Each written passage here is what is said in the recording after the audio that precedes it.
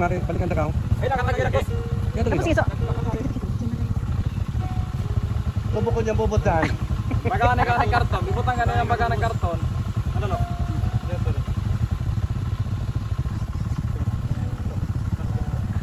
Baligya. Tara na lang, sige Dio. Baligya durian. Baligya durian. Isok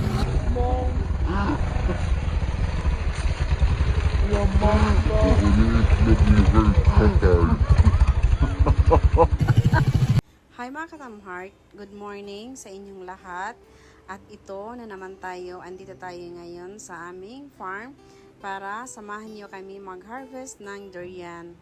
At ito na nga guys, naggagawa kami kanina ng net at para pangsungkit ng mga durian. Itong durian kasi namin, 3 beses pa lang siya nagbunga. At ito, hindi pa masyado kabisado ng mga tao dito mag-harvest ng durian.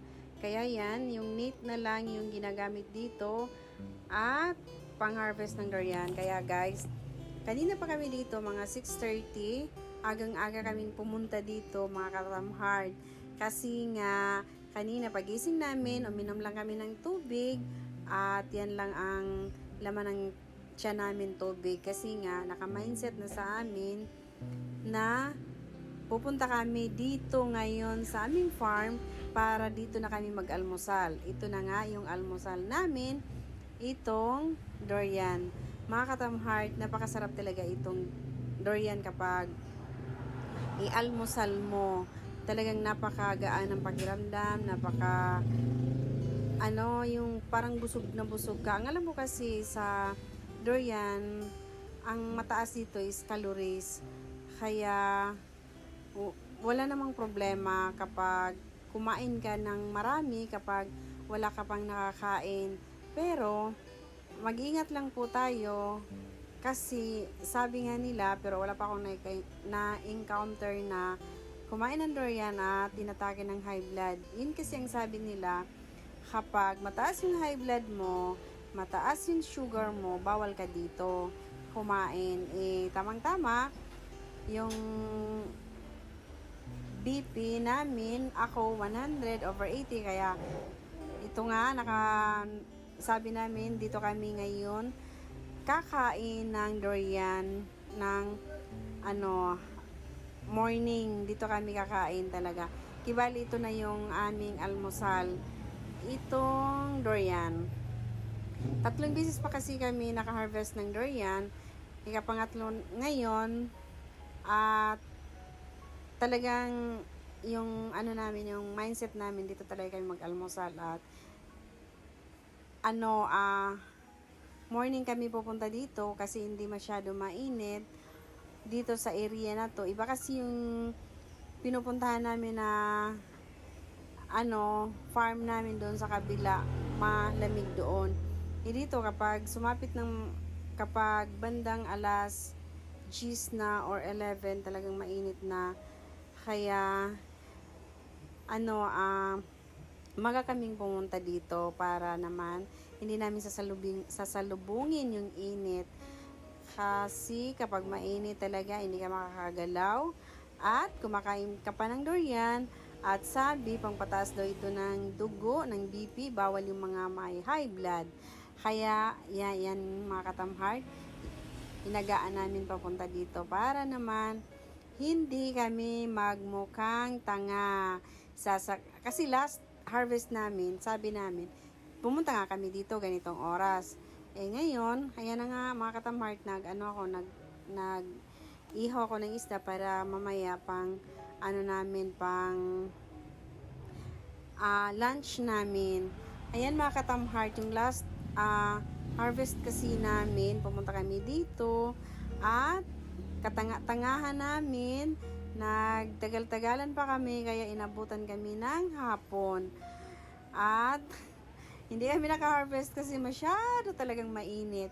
Hindi namin kaya yung init ng katawan namin dahil ang dami namin din nakain na durian. Kaya ang ginawa namin, uminom lang kami ng tubig na malamig at nagpapahinga kami at hindi pwede kami maggalaw-galaw kasi masyadong marami kaming nakain talaga na durian.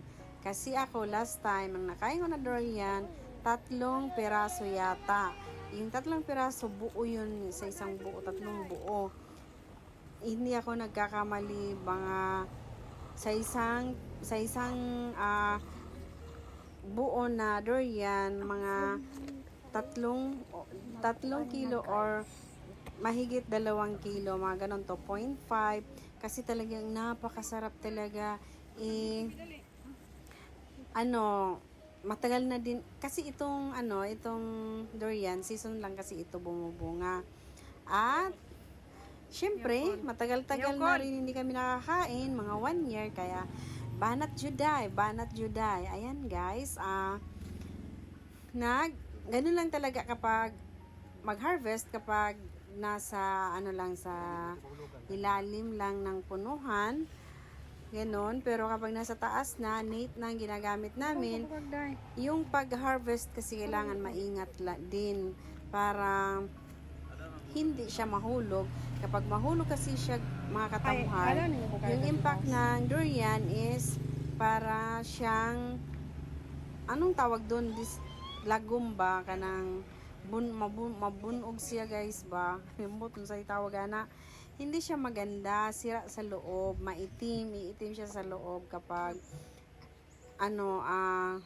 hindi ka, kailangan talaga kunting ingat talaga sa durian kapag ibibinta mo. Para pag mahinog na, maganda talaga kapag walang yung maitim sa loob. Kailangan makinis sa labas at sa loob. Kasi pwede mong ibinta ng mahal. Classify din kasi kapag pabintahan ng durian. At ayan, bukas yan, pwede na yung kainin. Kasi ito, marami ng nalalaglag. Mas maganda kasi kapag guwang na, matanda na, nasa tamang edad ang durian pag-harvest para talagang manamis-namis. Pero mas masarap pa din kasi kapag nahulog yung durian tapos yun ang kakainin mo kasi hinog na yun. At ito mga katamhart, may patsuka, yung anong tawag doon, lapinig. Ayan, hindi sila yung umakyat, hindi kasi kailangan talagang kunin yung mga lapinig at lilipad. Ayan ang technique para aalis yung mga lapinig. Ayan mga katamhart, dito kasi sa bukid kailangan matyaga-tyaga ka lang, babantayan mo itong mga durian kasi kapag aalis ka dito, kapag hindi mo ito babantayan, walang magbabantay, wala ka nang ha-harvestin, wala ka nang pakikinabang na ikaw ang tanim, iba ang umani. Ayan mga katamhart, napakahirap talaga kapag yung tinanim mo, yung inalagaan mo, tapos ikaw ang nagpabunga, iba ang mag-harvest, iba ang kakain. O diba, yung may-ari, wala nang kakainin. Kapag kailangan talaga galaw-galaw talaga yung mga pangyayari sa buhay. Charot. Dito kasi sa bukid, yung iba, may mga lupain, hindi sila nagtanim. Umaasa na lang sila sa ibang mga lupa na may mga durian. O diba, napakasakit isipin. Kung ikaw, ganyan, talagang napaka-haywan ko na lang. Dito kasi kapag yung walang mga lupain, mga nag-labor lang, mga trabante, kapag kumukuha sila ng durian, walang problema sa amin. Kahit hindi sila humihingi sa amin, kusang kukuha sila, walang problema sa amin. Kasi yun nga, intindihin mo na lang kasi wala nga silang lupain. Pero yung mga may lupa, sila pa yung malakas loob magnakaw dito sa durian namin. Wala ka namang suspect kung sino kasi tulad ngayon, yung ibang punuhan ng durian, binibilang namin bago kami umalis. Kinabukasan, bibilangin na naman, wala na. Nawala na yung 10 pieces or 15 pieces. Wala na, naglaho na, kinuha na ng magnanakaw. Kaya nga, nang natuklasan namin yung ganon, pinabantayan na namin. Tama-tama din, may nagkopras dito, sila na lang ang nagbantay. Ayan, makit na yung kasamahan namin. Napakataas niya, yun ang tawag doon, nakakatakot talaga.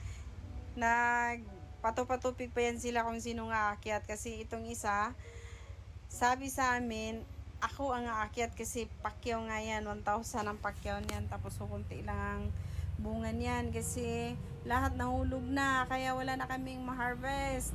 Ayan, nagpatupatupig nga sila kung sinong aakyat. Dahil nga napakataas talaga, nakakatakot. Kaya yun sabi ng isa ko na lang, para madali, kaya may trabaho pa kami. Kaya yan, naakyat na siya. Anong tawag doon? Pagod kapag nag-harvest ng durian. Pero alam niyo guys, itong durian kasi, season lang talaga siya bumubunga. 1 year, 2 years, ito 2 years bago siya bumunga. Aywan ko kung bakit. Last year, hindi siya bumunga. Pero yung ibang mga durian dito, na part sa amin, yung iba bumunga nung last year. Pero ito hindi. Kaya ito, bumunga ngayon. Grabe ang bunga, ang dami. Sa isang punuhan, may 200 pieces na durian. So, sa mga 10 yata ito na punuhan ng durian. Kaya yan, si Luloy, Papa Luloy, ayan, sabi niya sa akin, kasi kapag gabi dito rin yan, natutulog sa mga kasamahan namin dito nagtatrabaho, at naggumawa sila ng banghouse nila dito, mga katamhard. At ayan, minsan sabi niya sa akin, pupunta tayo dito kapag gabi. Sabi ko, susubukan natin. Kaya yan, yung bahay nila dito, mga katamart. Ayan, di ba? May niyog pa rin. Sabi niya sa akin, itutor ko kayo sa aming mansion. Ayan ang mansion nila. Ayan yung bahay nila dito. Kapag umuulan, talagang umuuwi yan sa bahay. Sabi niya, umuulan doon. Sabi ko, bakit ka umuwi? Sabi, walang matulugan doon. Umuuwi sila kapag ulan. Ayan, mga katamhard. Kaya talaman kayo, ingon siyang mo kat-kat. Tingnan nyo guys, ang taas talaga, nakakatakot. Kung ikaw nandito, talaga matatakot ka. Dapat mo yung nag-belt ka. Kaso nga lang, nasasayangan sila sa 1,000 kaysa namang hanap kami ng mga tao para lang umakyat at mag-harvest. Kaya, yung challenge ko sa kanila, kinuha nila. Kaya yan, may 1,000 na sila, may pa din sila sa durian na ma-harvest nila. May hatian din yan. Iba yung pag-akyat, iba din yung hatian ng durian. Oo, naipagkapinyapon kwarta. Dito ka na lang, umakyat ka na lang kung marunong ka. Huwag matakot-takot sa panahon ngayon. Cancel ng kontrata na mo. Dapat yan sana ang aakyat si Lito. Kasi sabi niya sa akin, ninervous daw siya kasi may nervous siya guys. Kumain kasi siya ng durian, kaya yun, yung yung acid niya umakyat, kaya gikabuhi gyud siya day. Ayan, nandiyan na yung durian. Napakasarap talaga ng durian na to. Ito yung pinaka-paborito ko na durian, itong durian na to, pero hindi ko alam kung anong variety dito. Charot lang. O totoo nga, hindi ko talaga alam. Ang sabi sa akin ng aking partner, ito daw ay isang buyaya na durian. Ayan, masarap talaga yung buyaya na durian. Ewan ko, ganun pagka-pronounce, buyaya o buwawa. Ewan ko, hindi ko alam. Ayan guys, napakataas talaga niyan. Kaya kami nga, nakakatingala doon sa kanya. Nangangawit na yung liig namin. Kasi nga, napakataas. Naday mga kuwan. Mga city meloy. Mga city mail ka kilo. Ang ma-load ni mo karon. Ha? Pati na kalakuan. Atua.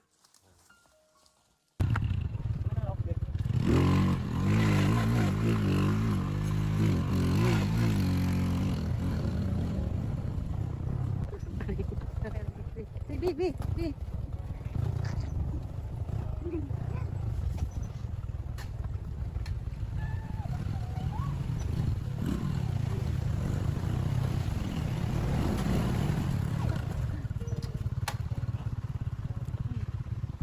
Ano ba yan?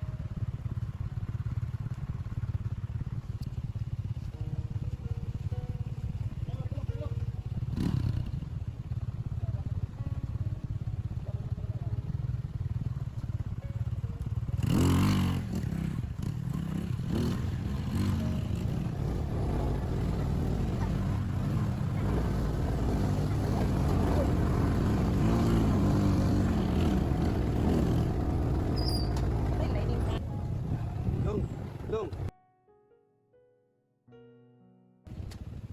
Sana ubert ka guys. Nagkati ka nilong, ari. Balikan ka. Ay, nakatagyan ako. Kaya ito dito. Tubo ko niyang pupuntahan. Baga ng karton. Bibutang ka na yung baga ng karton. Ano no?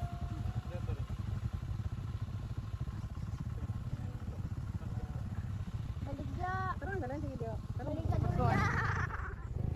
Maligya durian. Kag isang minutes lang. Yaman lang. Tubo niyong itlog mo kayo patay.